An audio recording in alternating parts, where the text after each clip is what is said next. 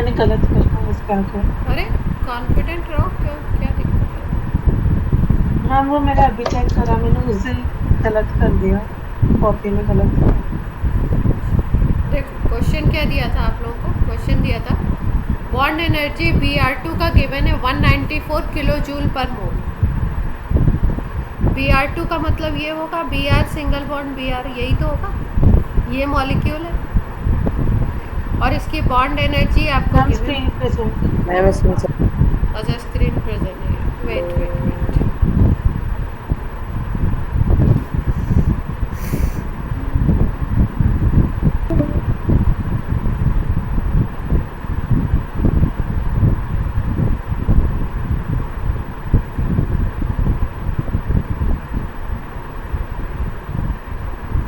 आ रही है स्क्रीन?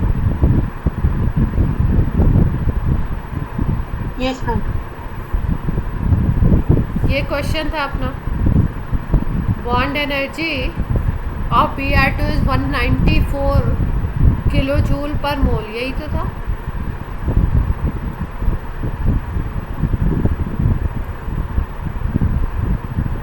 इसका मतलब ये हुआ कि 1 मोल अगर बॉन्ड है तो एनर्जी कितनी होगी उसके अंदर, 194 किलो जूल होगी। इतनी बात क्लियर है?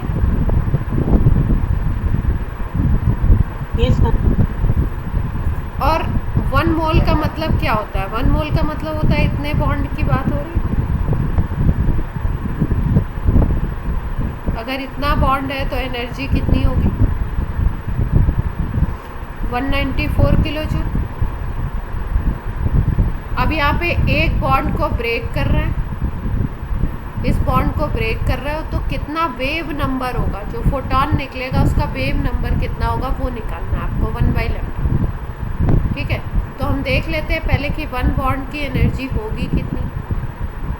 भाई इतने बॉन्ड की एनर्जी इतनी है तो 1 बॉन्ड की कितनी हो जाएगी, 194 डिवाइडेड बाय दिस 1 हो जाएगा, एवोगैड्रो नंबर। ये किलो जूल में आ गई, अगर आप जूल में निकालना चाहो तो क्या हो जाएगी,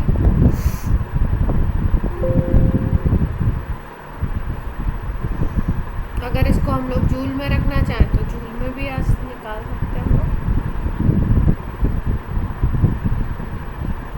194 डिवाइडेड बाय दिस था, ये किलो जूल में था, आप जूल में करना है तो 1000 से मल्टीप्लाई कर दें। यहाँ तक स्टेप क्लियर है सबको? Yes ma'am. ये तो आपकी एनर्जी है टोटल, और इससे पूछ रहा है कि जो फोटोन, इस एनर्जी से जो फोटोन बनेगा या इस एनर्जी के जो करस्पॉन्डिंग फोटोन होगा उसका वेव नंबर क्या है। वेव नंबर का मतलब 1/λ निकालना है। तो एनर्जी का फॉर्मूला, फोटोन की एनर्जी का फॉर्मूला आपको पता ही है। फोटोन से एनर्जी हम क्या लेते हैं, Sc/λ लेते हैं। इसका मतलब Sc/λ इस एनर्जी के करस्पॉन्डिंग है, तो इक्वेट कर देते हैं।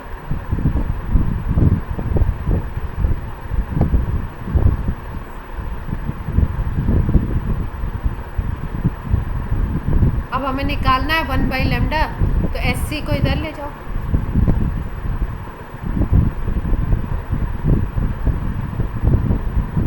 ये 10 हटा देते हैं, यहाँ पे 20 कर देते हैं।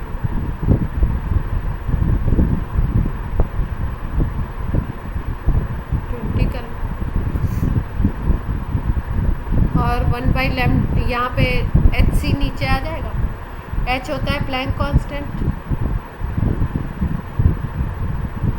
और C होता है वेलोसिटी ऑफ लाइट। ये यूज़ कर लेंगे हम लोग, यस और नो? Yes ma'am. तो 1/λ की वैल्यू यहाँ से निकल सकती है। वेव नंबर यही होता है, जिसको मीटर इनवर्स में निकलेगा, यूनिट होगी मीटर। अप्रॉक्सी कट करके देखो कितना आ रहा है, ये 20 और 34 कितना आ जाएगा, -14। और -14 और 8 कितना हो जाएगा? -6 हो जाएगा क्या नीचे की तरफ?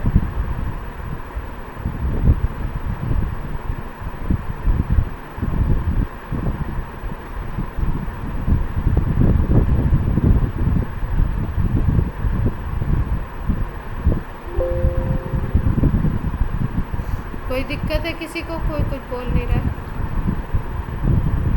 मैम हम्म, पहले आपने एक फोटॉन की एनर्जी निकाली ना? हाँ, एक फोटॉन की नहीं, एक फोटॉन की एनर्जी नहीं निकाली, वन बॉन्ड की एनर्जी, तो भी हो जाता। वन बॉन्ड की एनर्जी निकाली। तो मैम इसको ऐसे NSC/लैम्डा के फॉर्मूले में डाल के नहीं कर सकते थे? हाँ, NSC/लैम्डा के फॉर्मूला में भी कर डाल सकते हैं।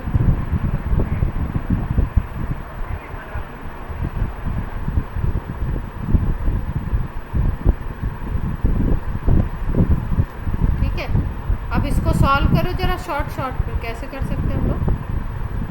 यहाँ पे h की वैल्यू 6.62 दी हुई है, तो जो गिवन है वही रखो।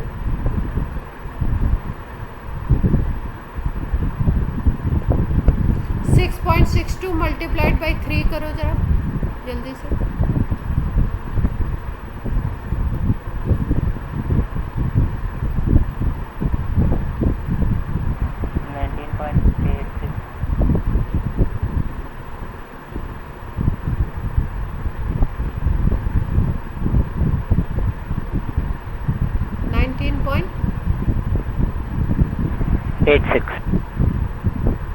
ये देखो 19 इसको अगर 19.4 लिखोगे तो ये हो जाएगा। क्या कहते हो? Yes ma'am. तो इसको अप्रॉक्स में कट कर सकते हो, 1 कर सकते हो अप्रॉक्स में। Yes ma'am. और इधर ले जाओ तो ये 10⁻⁹ हो गया आपका। अब इसको अप्रॉक्स में कुछ कट करके देखते हैं। इसको 10 कर दो, इसको 6.022 कर दो, तो ये 10⁸ हो गया। अब इसको देख लो, ये 1 पॉइंट कुछ आ जाएगा 1.66 समथिंग। ठीक है, 1.66 नहीं आएगा क्योंकि ये 0.022 भी है ना, तो कुछ वैल्यू कम आएगी। 65 मान लो, 64 मान लो, इस तरीके का जो आंसर होगा वो हो जाएगा। मैम 1.6605 और फिर 4 डिजिट होगा। 05 आ रहा। चलो भाई, यस मैम।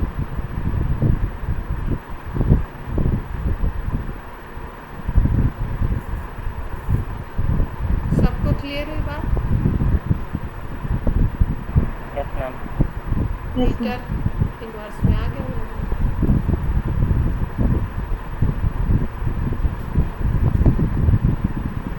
इसके बाद एक और नए टॉपिक हम लोग कर रहे हैं, इसके बारे में थोड़ा सा बताया भी था मैंने पहले आपको कि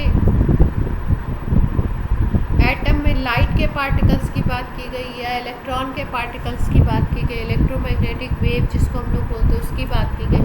तो ऐसा देखा गया कि इलेक्ट्रॉन हो या लाइट हो, इनके जो पार्टिकल्स हैं इसमें डुअल नेचर है। डुअल का मतलब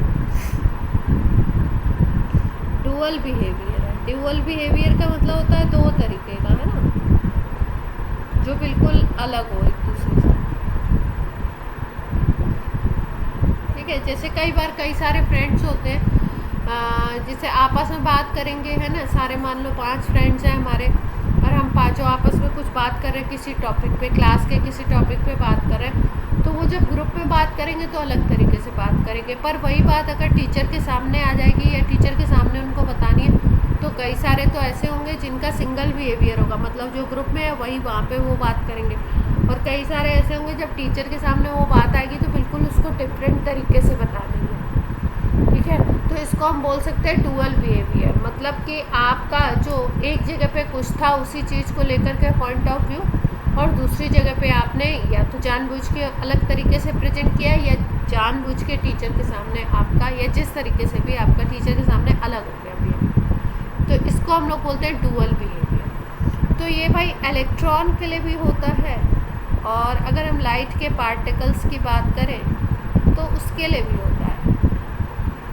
कि ये दोनों जो होते हैं ना डुअल बिहेवियर शो करते हैं। कैसे? कहीं पे आपको ऐसा लगेगा कुछ एक्टिविटीज़ कुछ ऐसी करेंगे कि आपको लगेगा ये पार्टिकल है, और कुछ एक्टिविटीज़ ऐसी होती हैं जिसमें आपको ये लगेगा कि ये कैसे हैं, वेव। अब वेव वाले में जैसे कि एक साइंटिस्ट जो थे डेविसन एंड जर्मर, इन लोगों ने देखा था कि जो इलेक्ट्रॉन है, इलेक्ट्रॉन की बीम है, वो वेव की तरह दिख रही है। किस तरीके से दिख रही है? वेव की तरह। और वो डिफ्रैक्शन शो कर रही है। डिफ्रैक्शन इंटरफेरेंस बताया हुआ है आपको, क्या होता है बताइए जरा। लक्ष्य, डिफ्रैक्शन क्या है? जैसे जब कहीं से भी मतलब जैसे लाइट जाती है तो लाइट या फिर कोई वेव तो जब किसी स्पेस से गुजरती है तो जरा सा बेंड होती है। किससे गुजरती है? किसी भी होल से या फिर कहीं से भी, तो वहाँ पे बेंड हो जाती है। Bending of wave by this type of hole और by this type of obstruction is called diffraction. अच्छा विदुषी बताइए इंटरफेरेंस क्या होता है?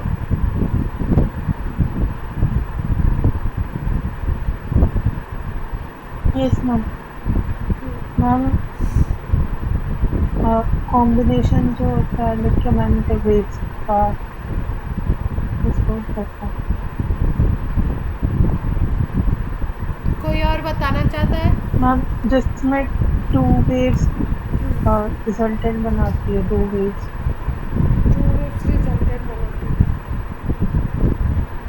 विकास बताइए।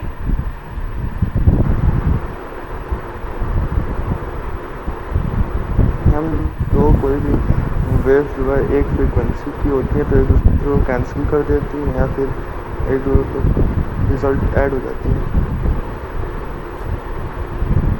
ये तो अभिनव की आवाज़ थी ना। विकास, यस मैम। विकास मैम मुझे तो बस इतना पता है कि मैम जब कोई भी टू वेव्स होती है वो सुपरपोज हो जाती है, मतलब एक दूसरे के साथ कंबाइन हो जाती है।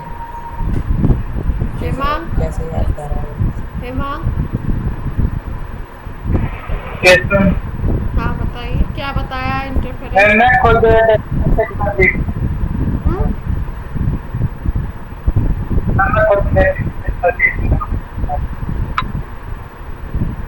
आपकी तो आवाज़ ही क्लियर नहीं है।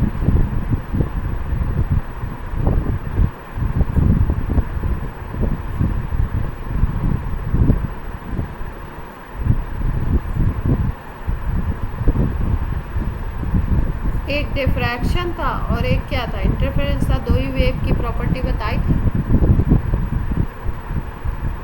डिफ्रैक्शन ऐसा फिनोमेना था जहाँ पे अगर कोई वेव जा रहा है और कोई इसको स्लिट लगा दिया गया, यहाँ पे कोई पोर है, तो यहाँ पे वेव क्या हो जाएगी, बेंड हो जाएगी।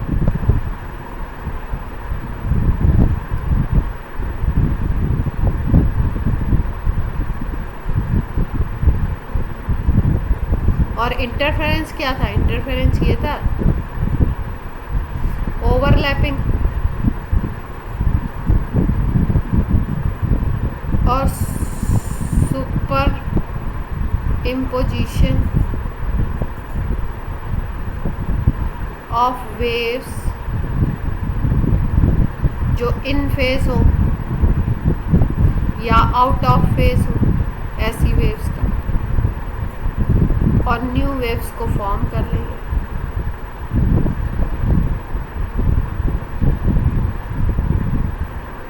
उसको हम लोग क्या बोलते हैं, इंटरफेरेंस। इसमें एम्पलीट्यूड बढ़ भी सकता है, फाइनल का एम्पलीट्यूड घट भी सकता है। अगर इन फेज होंगी तो एम्पलीट्यूड एडअप हो जाते हैं, ठीक है। और अगर आउट ऑफ फेज होंगी, अपोजिट डायरेक्शन में चल, मतलब उनका फेज डिफरेंस ज़्यादा होगा, उनमें आउट ऑफ फेज होंगी तो वो क्या होती है, वो सब्ट्रैक्ट होती है, माइनस होती है। तो फाइनल एम्पलीट्यूड कम भी हो सकता है, ज़्यादा भी हो सकता है। जिसमें ज़्यादा होगा उसको बोलेंगे कंस्ट्रक्टिव इंटरफेरेंस, और जिसमें कम हो जाएगा फाइनल एम्पलीट्यूड, दो वेव्स के एम्पलीट्यूड से छोटा हो जाएगा, उसको हम बोलते हैं डिस्ट्रक्टिव। क्लियर है?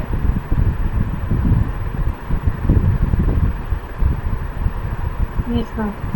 तो इन दोनों कैरेक्टर को बोला गया वेव डुअल नेचर या डुअल कैरेक्टर, और इसको एक्सप्लेन किया था एक साइंटिस्ट थे डी ब्रॉगली लिखा हुआ है लेकिन इसको प्रोनाउंस करते हैं डी ब्रॉय साइंटिस्ट थे, इन्होंने बताया था। और फिर उसके बाद इन्होंने दोनों नेचर्स को रिलेट किया, और रिलेट करने के बाद एक फॉर्मूला निकाला जिसको हम बोलते हैं lambda is equal to H upon M V, या इसको ऐसे भी लिखते हैं lambda is equal to H upon we.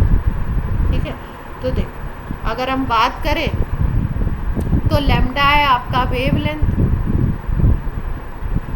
और एच है आपका प्लैंक कांस्टेंट, और पी है आपका मोमेंटम। तो अगर हम बोले कि भाई लैम्डा तो किसी वेव के लिए होगा, तो लैम्डा डिनोट कर रहा है आपका वेव नेचर को। और अगर हम बोलते हैं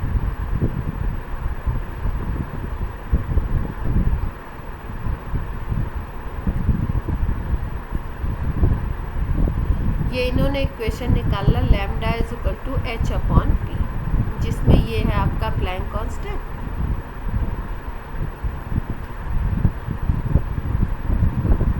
और पी है आपका मोमेंटम, और ये है आपका वेवलेंथ। तो भाई ये तो वेवलेंथ तो शो करेगा वेव नेचर को, वेव का ही होता है वेवलेंथ, लेकिन मोमेंटम किसका होता है, पार्टिकल का होता है। तो इन्होंने क्या किया, डुअल बिहेवियर भी बताया और दोनों नेचर्स को रिलेट किया। Both natures are related by de Broglie equation, इसको हम लोग डी ब्रॉय इक्वेशन, भाई लैम्डा मतलब वेव नेचर, मोमेंटम मतलब पार्टिकल नेचर, दोनों के बीच में रिलेशन निकाला इन्होंने, डी ब्रॉय इक्वेशन बोलते हैं। और होती क्या है, lambda is equal to H upon P. Clear है इतनी बात? Yes ma'am. अब ये निकाली कैसे गई थी देख लेते हैं इसको। अगर 1 फोटोन की एनर्जी की बात करो तो हम लोग बोलते हैं E is equal to H nu, या ऐसे बोल सकते हैं SC बाई लैम्डा बोल सकते हैं। और एक होती है हमारे पास आइंस्टीन इक्वेशन, उससे अगर हम देखें एनर्जी तो एनर्जी हो जाएगा E is equal to mc square, इन दोनों को इक्वेट कर दो।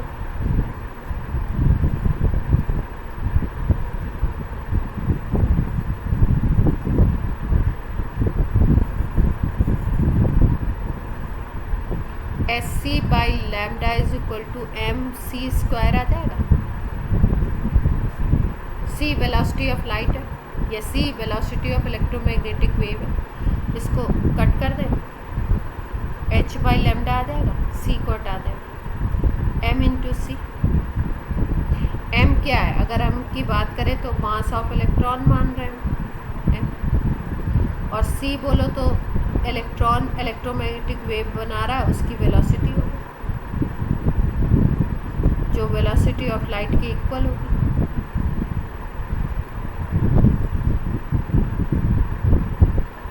और आपको पता है मास इंटू वेलोसिटी क्या होता है, मोमेंटम होता है, यही तो होता है मोमेंटम। इतनी बात क्लियर है? इसका मतलब क्या आ गया, h by lambda is equal to momentum आ गया।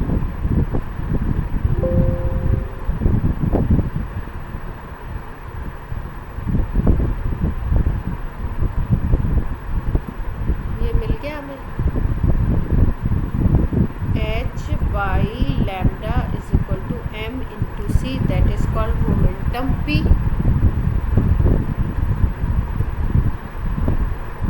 तो अगर आपको लैम्डा बोलना है तो h बाई पी बोल सकते हैं, क्योंकि में क्वेश्चन इस पे सीधे फॉर्मूले पे आ जा रहे हैं आजकल।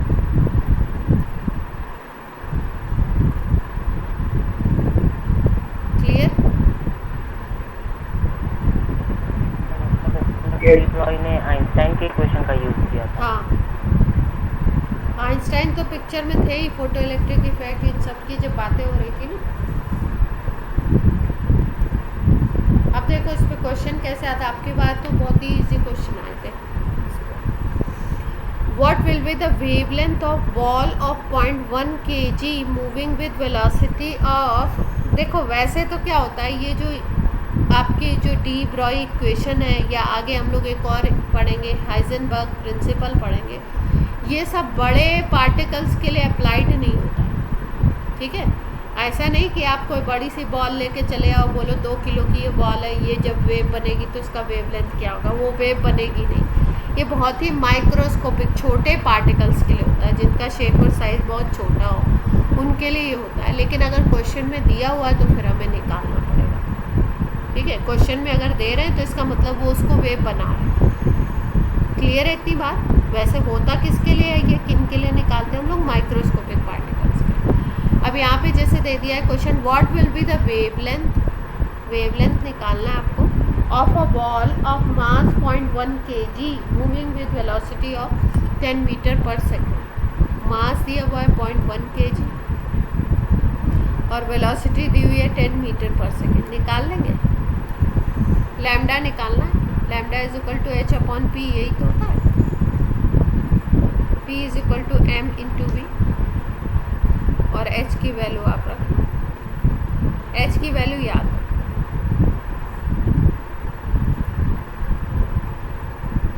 किसी को कोई दिक्कत? ये तो पूरा उठ जाएगा, h के इक्वल आ जाएगा ये।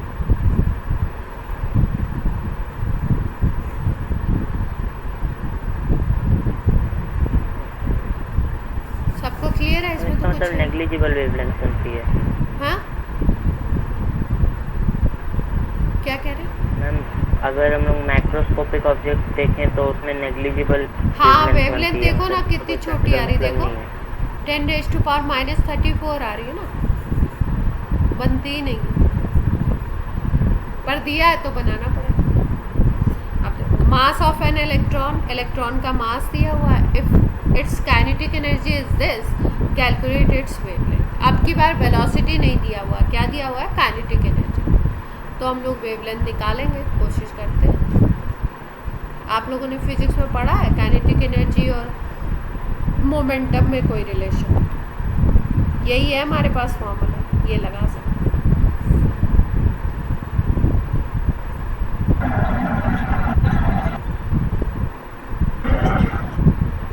काइनेटिक और एनर्जी और मोमेंटम में कोई रिलेशन मालूम है आपको, याद है? p square equal to 2m into kinetic energy। 2m into kinetic energy, ये कह रहा हूँ। 2m के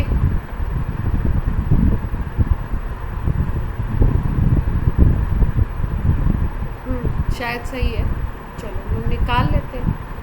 आपका काइनेटिक एनर्जी क्या होता है? हाफ mv² होता है ना, यही होता है, ये तो सबको मालूम होगा। अब ऊपर भी m का मल्टीप्लाई कर दो, नीचे भी m का मल्टीप्लाई कर दो।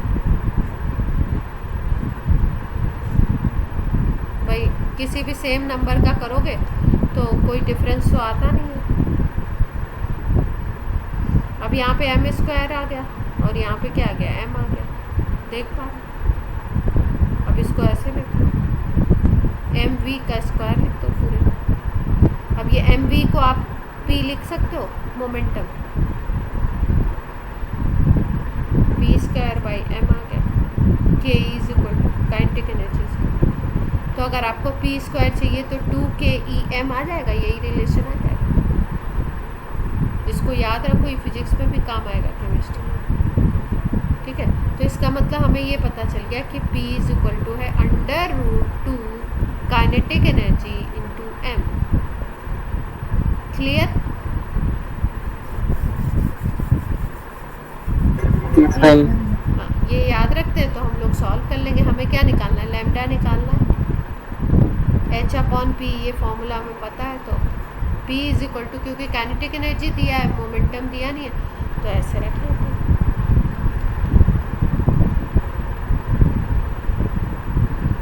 अब H होता है 6.67 10⁻⁻34 root 2 kinetic energy this one, और मास ऑफ इलेक्ट्रॉन भी गिवन है। सॉल्व कर लेंगे, लैम्डा आ जाएगा मीटर। कैलकुलेशन होगी थोड़ी सी लंबी सी। हम बहुत ज़्यादा कैलकुलेशन है ना। कहाँ बहुत ज़्यादा है, डरते क्यों? 25 और 31 कितना हो गया बताओ जल्दी से, अभी करते हो। डरो नहीं, जो डर गया वो क्या होता है, कौन सी मूवी का डायलॉग था? जो डर गया वो समझो मर गया। मर गया। हाँ, पता नहीं शोले वोले का था किसी का। तुम लोग को नहीं याद है, हमें को सारे फिल्म में डायलॉग याद है। अब ये देखो -25 और -31 कितना आ जाएगा आपका? -56 आएगा। -56 आ जाएगा, ठीक है भाई। अब -56 का अगर वो लो स्क्वायर कर दो आप, तो ये किसका होगा डबल? 56 किसका डबल होगा? 28 ऊपर चला जाएगा। हाँ 28 बनेगा, इसको अगर बाहर करोगे तो।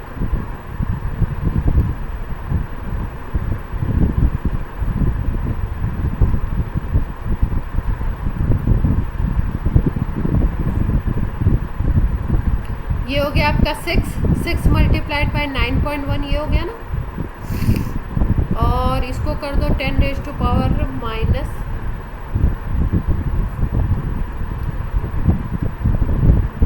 इसको बाहर कर दिया हमने रूट से। जब रूट से बाहर कर दोगे तो ये कितना आया था? -28 कह रहे थे। अब ऊपर ले जाएंगे तो ये +28 आ जाएगा।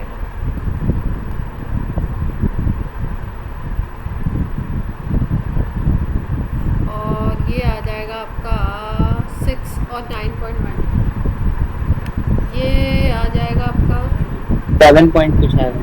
54 आ जाएगा ना, 54 मैंने रूट हटा के रूट हटा रहे हो तो 54 कितने का रूट आता बताओ? 54 का रूट क्या है? आपका 7 का आता 49 और 8 का आता कितना? 64 ना, तो 7 पॉइंट कुछ आएगा। यहाँ पे मान लो 7 पॉइंट कुछ आ गया, अप्रॉक्सी कर रहे हैं। और ये कितना आ जाएगा? 34 माइनस में 25 -6। अब इसको अगर अप्रॉक्सी में 1 ले लो तो कुछ आपकी ऐसी आएगी क्या? Yes ma'am. ये सब अप्रॉक्सी है, अब ऑप्शन क्या दिए वो उसके अकॉर्डिंग देखना पड़ेगा, ठीक है। इसमें ऑप्शन नहीं थे मेरे, ये सब्जेक्टिव टाइप के क्वेश्चन। तो प्रोसेस समझ आ गया? Yes ma'am. एक बार मास और वेलोसिटी दोनों दे रखा था, और इस सेकंड वाले क्वेश्चन में मास वेलोसिटी की जगह मास और काइनेटिक एनर्जी दिया हुआ है, तो हमको फॉर्मूला लगा करके यूज़ करना पड़ा। अब देखो, जैसे ये क्वेश्चन है, find the wavelength associated with dust particle of 5 milligram moving with velocity 200 metre per second. कौन बताएगा?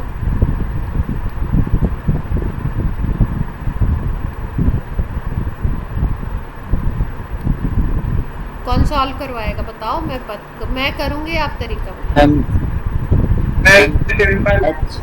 h/mv कर देंगे। Lambda is equal to h/mv कर देंगे, ठीक है। चलो, अब क्या रखे हैं वैल्यू h की? 6.626 into 10 की power -34 divided by 5 divided by 5 5 into 10⁻³ -3 क्यों किया? मल्टीप्लाइड बाई 200, क्योंकि मैम ये मिलीग्राम दिया है मिलीग्राम में है तो इसको हम किस में कन्वर्ट कर लें? ग्राम में। अच्छा ग्राम में रखोगे केजी में रखोगे? देखो जरा सा, MKS में मैम चल रहा है। केजी में रखेंगे, देखो यहाँ पे MKS में सब केजी चल में रहा रखेंगे मैम, क्योंकि एनर्जी दी हुई है। Yes ma'am. है। ये जो यूनिट है ना ये भी MKS की है, ठीक है, और आपकी वेलोसिटी भी MKS में चल रही है, ठीक है। तो मास आपको किस में रखना पड़ेगा? केजी में रखना पड़ेगा। ये तो ग्राम है, केजी में। केजी बनाओगे तो क्या आ जाएगा? सबको बात क्लियर हो गई? Yes ma'am. यही गलती कर सकता है बच्चा, और क्वेश्चन में कुछ दम नहीं है। ये तो आपका हो गया 1000 हो गया ना।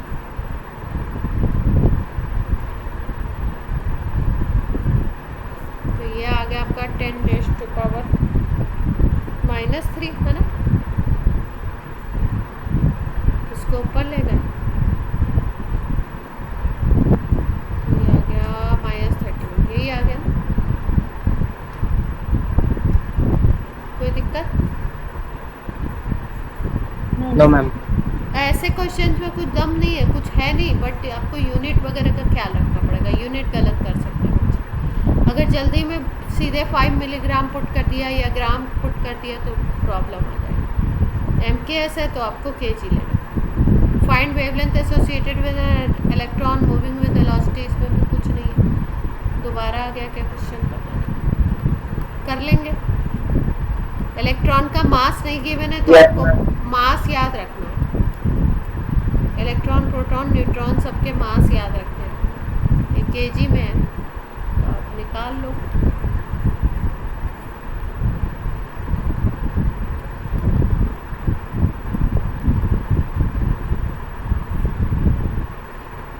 सॉल्व कर लो इसको।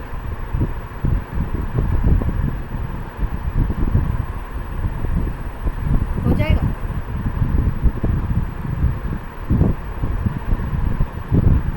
Yes ma'am. अब देखो क्या कह रहे हैं। Calculate ratio of wavelength for an alpha particle and proton accelerated through the same potential. Same potential difference से एक्सेलरेट किया जा रहा है उनको, और उनका निकालना है हमको वेवलेंथ। इसका मतलब lambda alpha particle divided by lambda proton, ये रेशियो निकालना है। पहली बात तो ये समझ में आ गई निकालना क्या है। दूसरी बात गिवन क्या है, इन दोनों को एक्सेलरेट कर रहा है किससे? सेम पोटेंशियल डिफरेंस से।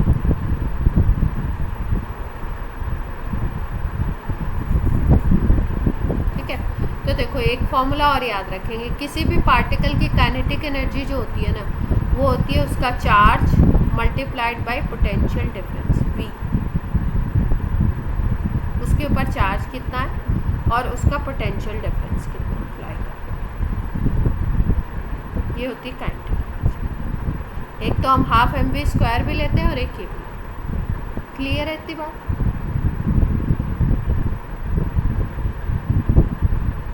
Yes ma'am. ठीक है, अब देखो, अब दोनों की काइनेटिक एनर्जी निकाल लो। अगर आप अल्फा पार्टिकल की काइनेटिक एनर्जी निकालना चाहो तो अल्फा पार्टिकल के ऊपर चार्ज होता है 2e। पॉजिटिव में इलेक्ट्रॉन के चार्ज का डबल चार्ज होता है अल्फा पार्टिकल। और प्रोटॉन के ऊपर अगर चार्ज बोलो तो पॉजिटिव में इलेक्ट्रॉन का जितना चार्ज होता है उतने, इलेक्ट्रॉन पे वही निगेटिव होता है 1.6 × 10⁻19, और वही पॉजिटिव में होता है प्रोटॉन, और उसका डबल होता है अल्फा पार्टिकल। क्लियर इतनी बात? तो अगर अल्फ़ा के लिए काइनेटिक एनर्जी लिखोगे तो अल्फ़ा का चार्ज लिखोगे 2e और पोटेंशियल डिफरेंस को v मान लो। अब इसी तरीके से अगर आप काइनेटिक एनर्जी प्रोटॉन के लिए लिखोगे तो इसका चार्ज कितना है प्रोटॉन e, और पोटेंशियल डिफरेंस दोनों के लिए सेम है इसलिए इसके लिए v माना है तो इसके लिए भी v मान लो। ये स्टेप सबको क्लियर है?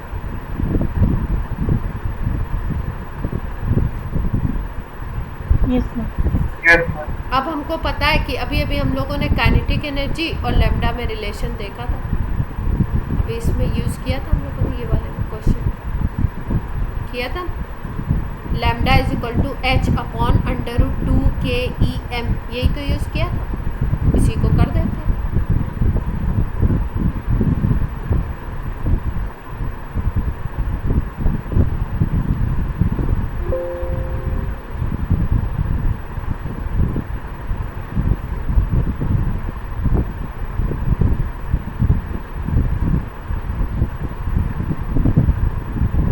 फॉर्मूला याद रखो, lambda is equal to H upon under 2 KEM, यही तो था।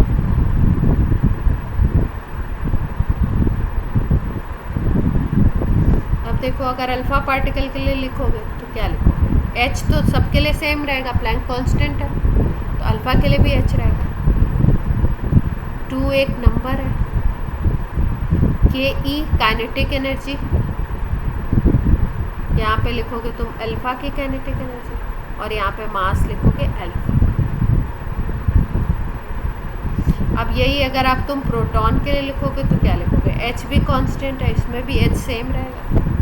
2 एक नंबर है तो वो तो सेम रहेगा ही। यहाँ पे KE किसकी लिखोगे? प्रोटॉन की, और मास किसका लिखोगे? प्रोटॉन। यहाँ तक के स्टेप क्लियर है?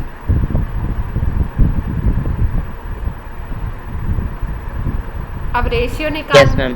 रेशियो निकालना है, तो जब आप लेफ्ट हैंड साइड को डिवाइड करोगे तो राइट हैंड साइड को भी डिवाइड करोगे। ठीक है, तो H से H उड़ जाएगा, √2 से √2 उड़ जाएगा, इतनी चीज़ें उड़ जाएंगी। और यहाँ पे क्या आ जाएगा? KE of proton multiplied by mass of proton root में, और यहाँ पे आ जाएगा KE of alpha multiplied by mass of alpha. इतनी, इसमें तो कोई प्रॉब्लम नहीं है।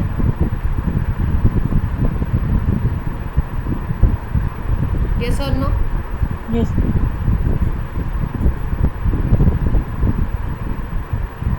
ठीक है, और यहाँ पे देखो KE ऑफ अल्फा हमने कितनी निकाली थी? 2eV, और KE ऑफ प्रोटॉन कितना निकाला था? E इंटू तो रख दे, KE ऑफ प्रोटॉन रखना है, ये कितना था? E इंटू V, और मास ऑफ प्रोटॉन को अगर m मान लो, यहाँ पे KE ऑफ अल्फा अगर देखो तो ये था 2E इंटू V, और मास ऑफ अल्फा देखो, अल्फा पार्टिकल का मास प्रोटॉन के मास का 4 टाइम्स होता है। ये वैल्यूज़ याद रखिए। चार्ज तो 2 टाइम्स होता है प्रोटॉन का, प्रोटॉन के चार्ज का, और मास अगर बात करें तो 4 टाइम्स होता है। तो यहाँ पे अगर तुमने MP रखा, M रखा है, या MP लिख दो तो यहाँ पे आ जाएगा 4 MP। क्लियर? अब ये सारी चीज़ें कट यस मैम। भाई, सब कुछ रूट में ऐसे है, EVMP, और यहाँ पे है 2EV 4MP, MP से MP उड़ गया, EV से EV उड़ गया, तो यहाँ पे 2 मल्टीप्लाइड बाई 4 आ जाएगा, तो 1/√8 बचा क्या?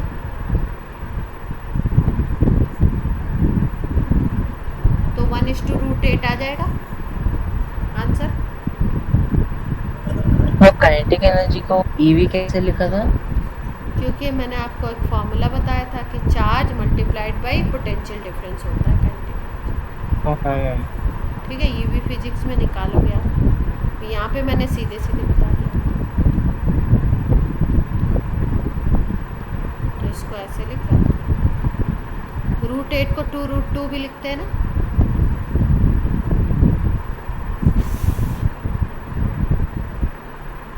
यस और no? Yes ma'am. Yes ma'am. Yes ma'am. अब देखो, ये ऐसे क्वेश्चन को थोड़ा जल्दी करने का तरीका भी होता है। अभी आप ऐसे ऐसे एक एक वैल्यू को पुट करोगे और रेशियो निकालना है, तो रेशियो में क्या होता है? सेम चीज़ें कटती हैं, जो कांस्टेंट है वो कट जाएंगी, है ना। तो इसको हम लोग थोड़ा सा जल्दी कर सकते थे। कैसे कर सकते थे?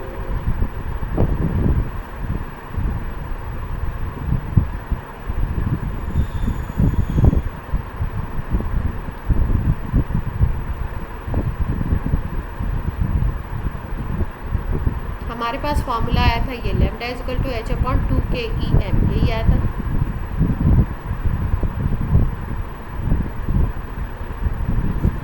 ये दूसरा तरीका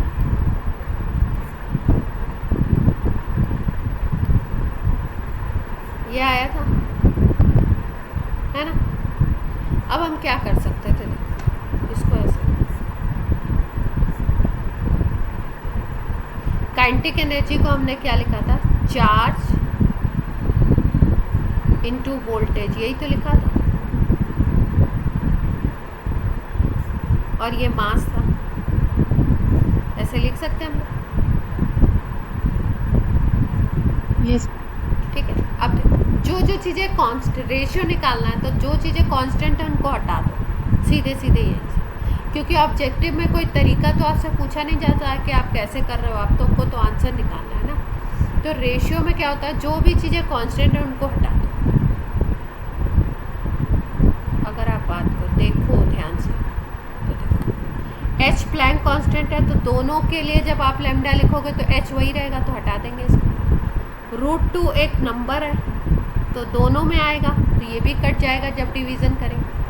फिर उसके बाद क्वेश्चन में वोल्टेज जो था वो सेम दिया हुआ था, तो वोल्टेज को भी हटा दो, दोनों के लिए वोल्टेज सेम दिया हुआ है, पोटेंशियल डिफरेंस। इतनी बात क्लियर है। तो अगर आप लिखो इक्वेशन तो आपको ये इक्वेशन मिल जाएगा, ये सब कांस्टेंट है तो हटा दिया, तो यहाँ प्रोपोर्शनलिटी आ जाएगी।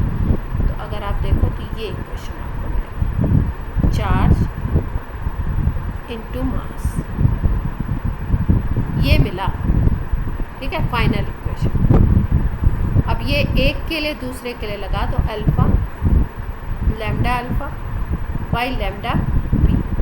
अब देखो ये इन्वर्सली प्रोपोर्शनल है, इसका मतलब जब रेशियो लोगे तो यहाँ पे आप चार्ज ले लो, इधर अल्फा है तो इधर चार्ज प्रोटॉन का ले लो, मास प्रोटॉन का ले लो, और इधर आप ले लो चार्ज अल्फा का और मास ले लो अल्फा। अब आपको पहले से पता है कि प्रोटॉन के अगर चार्ज की बात करो तो अल्फ़ा का चार्ज उसका डबल होता है, तो आप ऐसे लिख सकते हैं, यहाँ QP है तो यहाँ पे 2QP आ गया नीचे वाला, और अल्फ़ा का जो मास होता है वो 4 टाइम्स होता है मास ऑफ प्रोटॉन के, ऐसे कर सकते हैं। सीधे सीधे ये वैल्यू कट गई, यहाँ पे आ गया √8 होता है 1/2 रेशियो।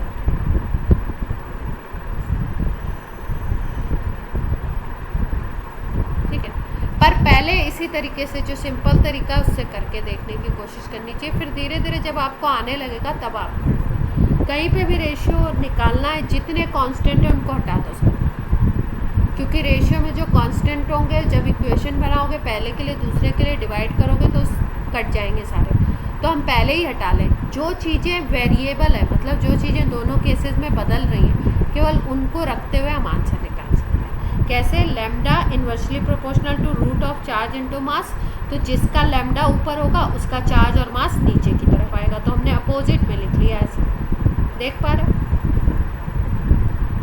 और सीधे सीधे जो रेशियो हमें पता है वो हमने पुट कर दिया, हमारा आंसर इतने छोटी सी लाइन में आ गया। और इसके पहले हमारा आंसर कैसे आया था, पूरा डेराइव करके सबको पढ़ के ऐसे। ठीक है, तो हमें टाइम सेविंग भी सीखनी है, जो भी कांस्टेंट है रेशियो निकालना है तुरंत उड़ा दो, उसको हटा दो। क्लियर? अब देखो ये कोई क्वेश्चन है, hydrogen sample is in first excited state, a photon of energy 8 electron volt is used to excite the hydrogen sample. Find the de Broglie wavelength of electron. क्या निकालना क्या है, इतना तो समझ आए, de Broglie wavelength निकालनी है।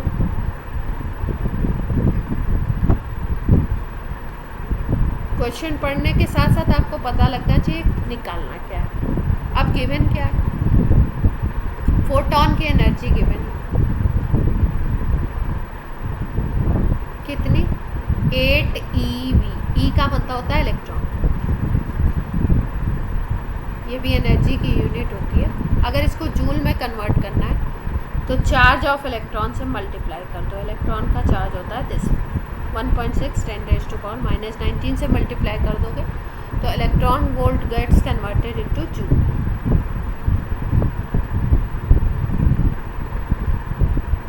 यहाँ तक तो कोई दिक्कत है नहीं। Yes ma'am.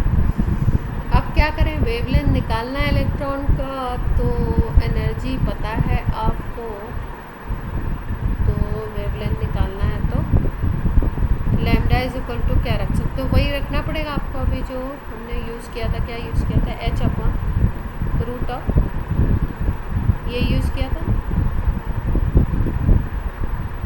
यही तो यूज़ किया था।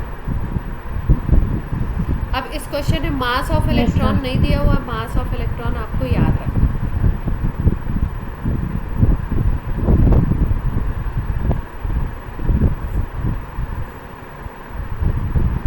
ये हो गई एनर्जी अपनी।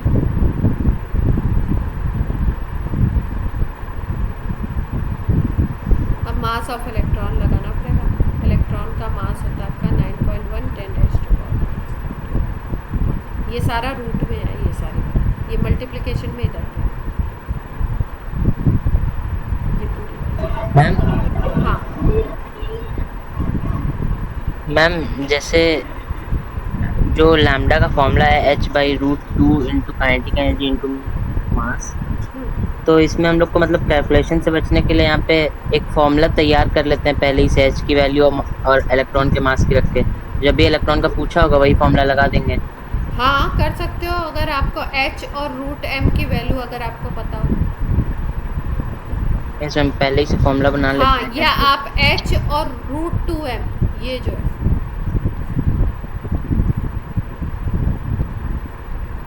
तब केवल रूट के ही बचेगा ना यहाँ पे, अगर आपको ये पता है। मतलब h की जो वैल्यू है उस स्टैंडर्ड वैल्यू को ले लो और इलेक्ट्रॉन का मास ले लो √2, ये लगा के ये वैल्यू याद रख लो। अगर ये वैल्यू याद रख लोगे तो रूट के ही नीचे केवल आपको 1 फिर इलेक्ट्रॉन के बारे में पूछा होगा तब तो लगा ही लेंगे हम। हाँ तभी लगा पाओगे। जैसे हम लोग जब 12th 11th में थे तो हम लोग क्या करते थे, h मल्टीप्लाइड बाई c की वैल्यू हमने याद कर ली थी, 19.8 करके कुछ आती थी, -10⁻⁻26 करके। क्योंकि क्या होता था, ज़्यादातर क्वेश्चन में SC/λ लगाना होता था। अब h और c को बार बार मल्टीप्लाई करते थे हम, तो हमने उसकी वैल्यू ही याद कर ली थी। ठीक है, तो कैलकुलेशन अप टू यू है, जितना छोटे से छोटा कर सकते हो, जो फास्ट हो जाता है।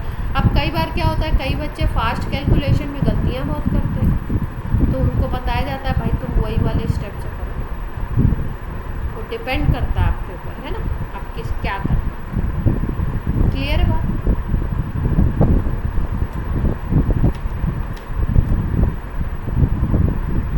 यस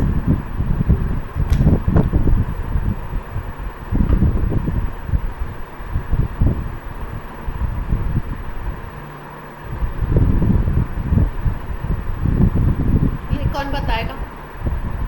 पढ़िए क्वेश्चन को।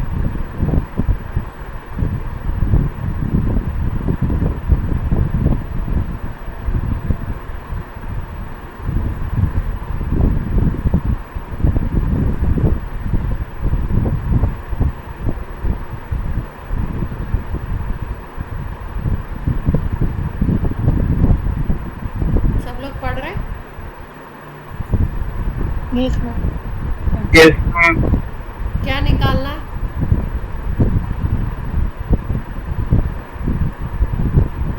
मैम मैं ट्राई करूँ।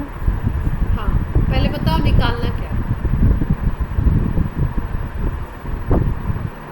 मैम वेवलेंथ निकालनी है। लैम्डा निकालना है, ठीक है। लैम्डा लैम्डा निकालना। फिर और गिवन क्या क्या है? काइनेटिक एनर्जी दे रखते हैं मैम, पहले Ke इनिशियल given है। और फिर एक्स दे रखते हैं। 6 इलेक्ट्रॉन वोल्ट। और क्या गिवन है? और potential difference potential difference Four। V given है।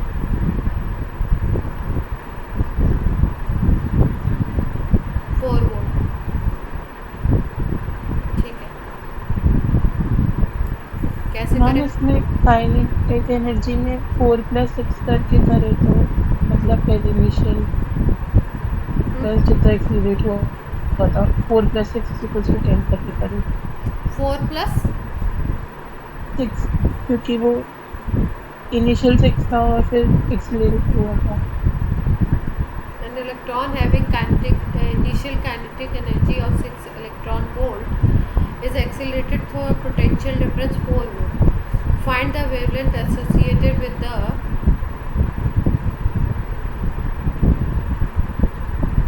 electron.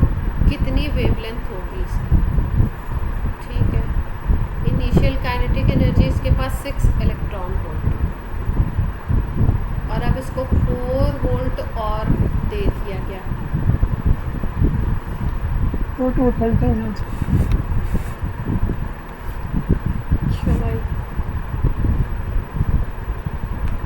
देखो, जो ये काइनेटिक एनर्जी इलेक्ट्रॉन वोल्ट में गिवन होती है ना, अगर इलेक्ट्रॉन वोल्ट में आपकी वैल्यू, इसका मतलब जो इलेक्ट्रॉन वोल्ट में वैल्यू दी है, जैसे यहाँ पे 6 दी है, तो ये 6 को आप मान सकते हो potential difference. Electron volt value is equal to potential difference. तो अगर पोटेंशियल डिफरेंस इसके करस्पॉन्डिंग देखो, इनिशियल जो उसके पास है वो कितना है, 6 का है। इतनी बात समझ आ रही है? यस ठीक है, तो शुरू का पोटेंशियल डिफरेंस इसका 6 वोल्ट है। अब और पोटेंशियल डिफरेंस कितने का दे दिया गया इसको, 4 वोल्ट का और दे दिया गया। तो टोटल अगर देखो, अब तो कितने का आ जाएगा पोटेंशियल डिफरेंस, 10 आ जाएगा। अब हमारी ट्रेन इसके अकॉर्डिंग चलेगी, वेवलेंथ इसके अकॉर्डिंग बनेगी। तो सॉल्व करेंगे इसको, कैसे करेंगे?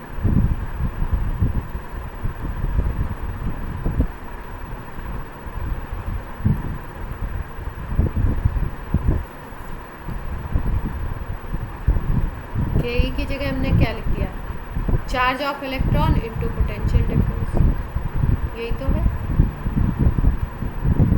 अब बाकी वैल्यूज आपको सारी पता है। वोल्टेज कितना आ गया अब टोटल, 10 वोल्ट आ गया।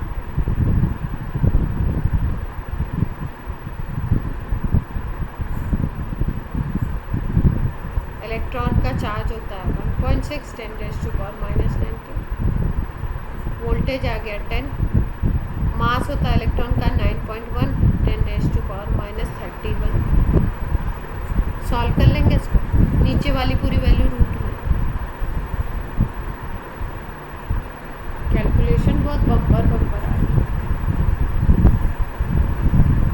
सॉल्व कर लोगे क्या? Yes ma'am. Yes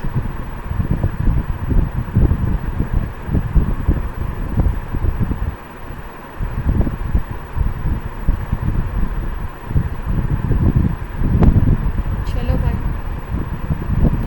D Broglie wavelength निकालनी है इलेक्ट्रॉन के इन सेकंड। और देखो, एक ही फॉर्मूला हमने पढ़ा, एक ही कॉन्सेप्ट पढ़ा आज। न्यूमेरिकल बहुत सारे चल दिए इसके। मैम अभी कुछ नया बताते हैं, जेई मेंस में जो आया हो रिसेंट। हाँ मैम? बोलो बोलो लक्ष्य। मैम एक फॉर्मूला मिल गया, lambda is equal to 12.27 divided by root of potential difference, कहाँ पे दिया है पहले तो? और जो वेवलेंथ निकलेगी एंगस्ट्रॉम में निकलेगी। कहाँ पे दिया है पहले, ये है आपका मतलब? मैम वो मतलब कैलकुलेट करके निकला है। अच्छा, ऑथेंटिक बुक होनी चाहिए ना। क्या कहते हो?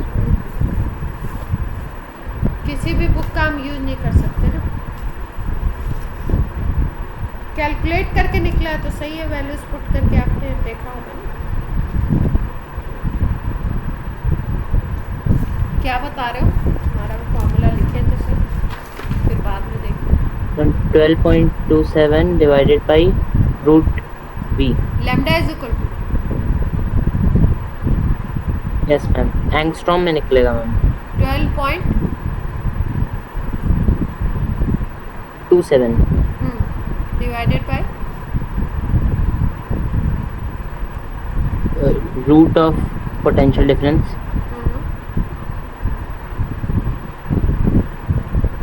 बस।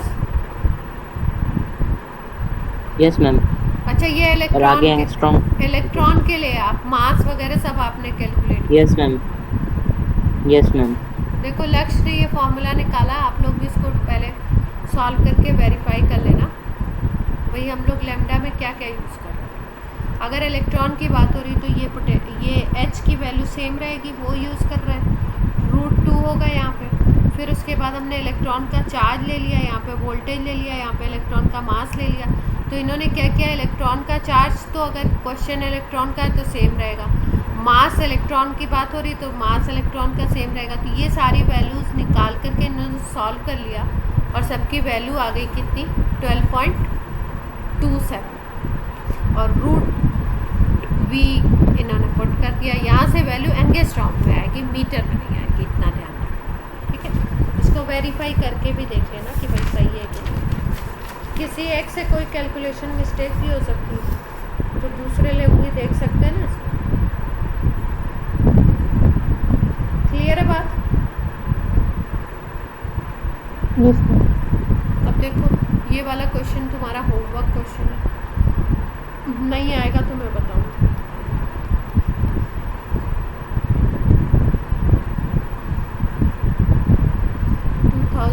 का बताते हैं, रिसेंट बात करते हैं। सबको क्लियर हो रहा है?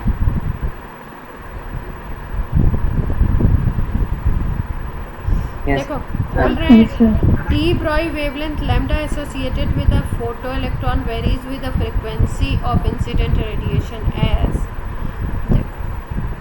बोल रहे हैं de Broglie wavelength associated with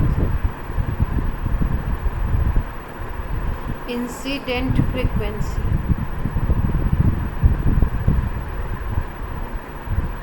incident frequency nu दिया हुआ है और थ्रेशोल्ड दिया हुआ है।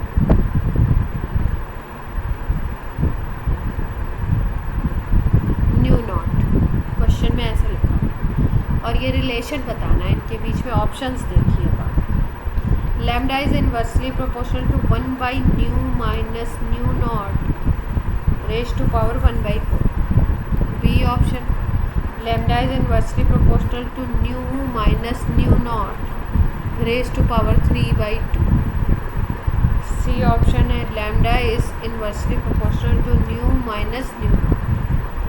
डी ऑप्शन है, lambda is inversely proportional to 1/ν minus nu naught 1/2।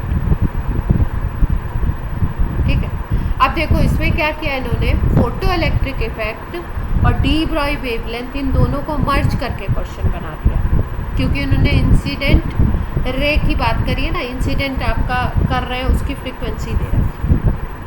इतनी बात क्लियर है सबको? यस। ठीक है, Yes, और ma'am. इन दोनों में रिलेशन पूछा है, प्रोपोर्शनलिटी रिलेशन।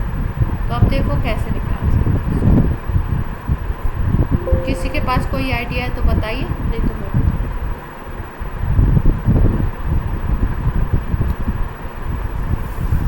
कोई आइडिया है?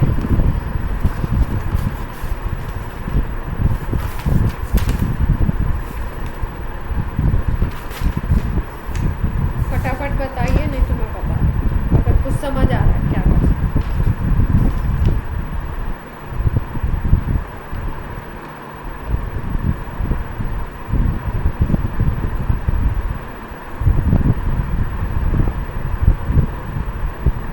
मैं बताऊं? मैम डी ऑप्शन होगा। सी? Ma'am D. नहीं, ऑप्शन नहीं पूछ रही हूँ, तरीका पूछ रही हूँ। ऑप्शन तो निकाल लेंगे, तरीका बताओ। मैम काइनेटिक एनर्जी का फॉर्मूला यही तो था, मतलब kinetic energy is equal to energy of photon minus work function. देखो जब हम लोग फोटो इलेक्ट्रिक इफेक्ट की बात कर रहे थे, सबको आवाज़ आ रही है मेरी क्लियर? तो हमने क्या बोला था कि जो इलेक्ट्रॉन निकलेगा उसकी काइनेटिक एनर्जी को हम ऐसे लिख रहे थे, half mv² is equal to H nu, ये इंसिडेंट है, माइनस थ्रेशोल्ड, यही कर रहे थे ना। एक फॉर्मूला ये बताया था आपको। यस और नो? Yes ma'am. ठीक है, फोटो इलेक्ट्रिक इफेक्ट में Yes. जो फोटो इलेक्ट्रॉन निकल रहा था उसकी kinetic energy is equal to H nu minus H nu naught. ये आपकी थ्रेशोल्ड फ्रीक्वेंसी है, और ये जो आप डाल रहे हो, जितने फ्रीक्वेंसी की लाइट डाल रहे हो उसकी बात हो रही है। ये क्वेश्चन में गिवन है न्यू और न्यू नॉट दिया हुआ, लैम्डा में रिलेशन निकालना है। तो हमको पता चल गया K E is equal to है H nu minus H nu naught. अब के ई यहाँ से भी हमें पता है, lambda is equal to H upon 2KEM, ये तो पता है ना आपने। तो KE की वैल्यू अगर इस फॉर्मूला से निकाल के यहाँ पे रख दे तो लैम्डा आ जाएगा, लैम्डा का रिलेशन। तो इसको यहाँ पे इस तरीके से इधर ले जाते हैं,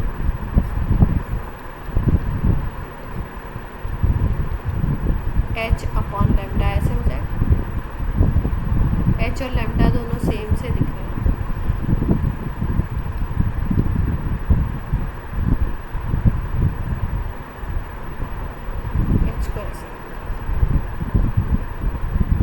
एच अपॉन लेमडा ऐसे, ये बात समझ आ रही है? अब के दोनों को स्क्वायर कर दो दोनों तरफ, तो आपका यहाँ पे के ई इंटू एम इंटू 2 ये आ जाएगा, और इधर आ जाएगा एच का स्क्वायर बाई लेमडा का स्क्वायर, ये आ जाएगा। यस और नो? यहाँ तक क्लियर है step? Yes, ma'am. Yes ma'am. अब इसके आगे अब के इज इक्वल टू आप लिख सकते हो अंडर रूट, नहीं, एच का स्क्वायर बाई एम का स्क्वायर, सॉरी लेमडा का स्क्वायर, और के ही निकालना है, बाकी सबको इधर ले जाओ तो यहाँ पे 2m आ जाएगा। के इज इक्वल टू आ गया ये? यस और नो? अब इस के ई की वैल्यू यहाँ पे रख दो, एच का स्क्वायर बाई लेमडा का square into 2m is equal to H nu minus H nu. अब अगर h को यहाँ पे कॉमन ले लो,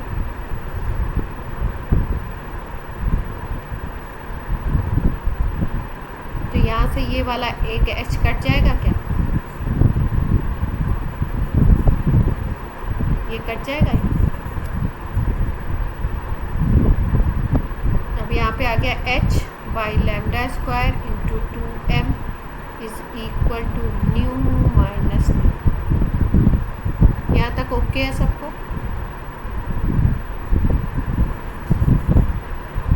कोई दिक्कत हो तो Yes, बताओ। ma'am. अब हमें लैम्डा और न्यू माइनस न्यू नॉट में रिलेशन निकालना, तो लैम्डा स्क्वायर को उधर ले जाओ, न्यू नॉट और इसको नीचे।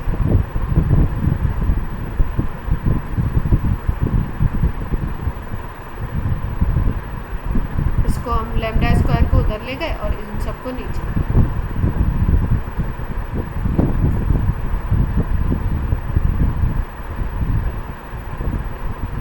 ये है। अब क्योंकि आपको वैसे निकालना है रिलेशन, तो अब क्वेश्चन में देखो, कभी भी प्रोपोर्शनैलिटी वाले क्वेश्चन होते हैं तो जो कांस्टेंट है उसको हटा दो, ये कांस्टेंट है, ये कांस्टेंट है, ये कांस्टेंट है, क्योंकि मास सेम रहेगा, 2 नंबर है एक, और h प्लैंक कांस्टेंट है, ये भी कांस्टेंट है, तो ये तीनों चीज़ें कांस्टेंट है, तो इसको हटा के प्रोपोर्शनैलिटी लगा सकते हो।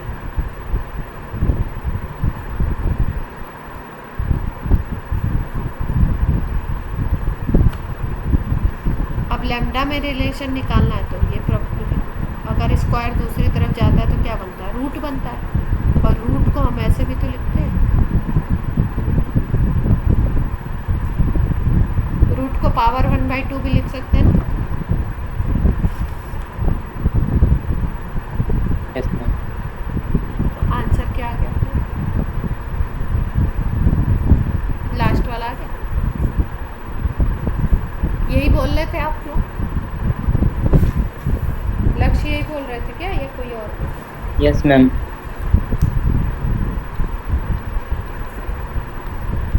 सबको क्लियर है? नहीं क्लियर हो तो फिर से पूछ लो, फिर से बताओ।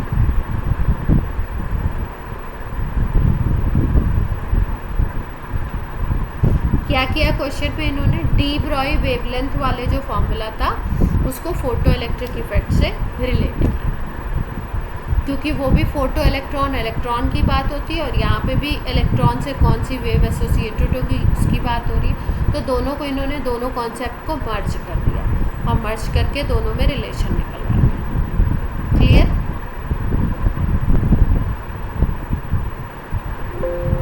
Yes ma'am.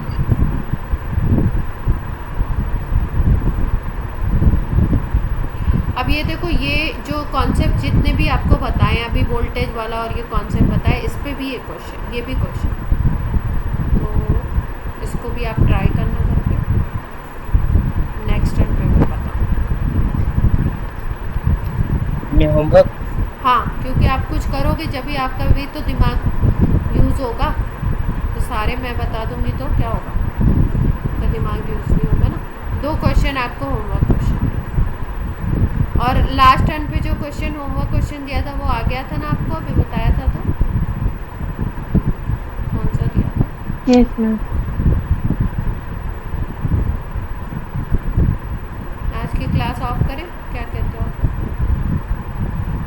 इसका आंसर निकाल लेना, कैलकुलेशन बड़ी लंबी है ये वाला, ठीक है जी?